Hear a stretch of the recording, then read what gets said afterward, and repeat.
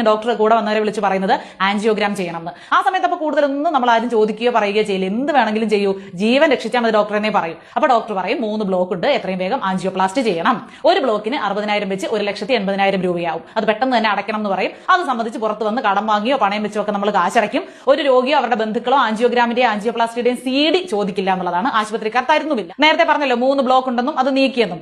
Block നീക്കാൻ stent ആണ് ഉപയോഗിക്കുന്നത്. ഇതിന് നമ്മുടെ രാജ്യത്ത് 7,000 രൂപ മുതൽ 30,000 രൂപ വരെയാണ് വില.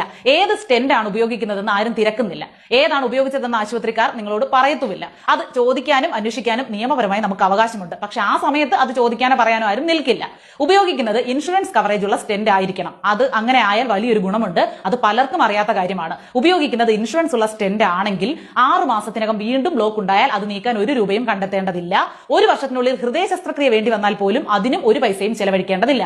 അതെല്ലാം ഈ സ്റ്റെന്റ് കമ്പനി ഇൻഷുറൻസ് വഴി ചെയ്യും. അത് അവരുടെ കടമയാണ്. പക്ഷെ സർക്കാർ ആശുപത്രി ഒഴികെ മറ്റൊരിടത്തും ഇത്തരം ഇൻഷുറൻസ് ഉള്ള സ്റ്റെന്റ് ഉപയോഗിക്കാറില്ല. ഉപയോഗിച്ചാൽ ചെയ്ത ചികിത്സാ കാര്യങ്ങളൊക്കെ കമ്പനിക്ക് നൽകേണ്ടി വരും. അപ്പോൾ ചികിത്സയിൽ നടക്കുന്ന കള്ളത്തരം നടക്കില്ല. ബ്ലോക്ക് നീക്കാൻ നിങ്ങളിൽ നിന്ന് വാങ്ങിയത് നിങ്ങളുടെ ജീവിത സമ്പാദ്യത്തിലെ പരമാവധി തുകയാണ്. ഒരുപക്ഷെ ഉപയോഗിച്ചതോ ഇൻഷുറൻസ് ഇല്ലാത്ത സ്റ്റെന്റ് ആയിരിക്കും.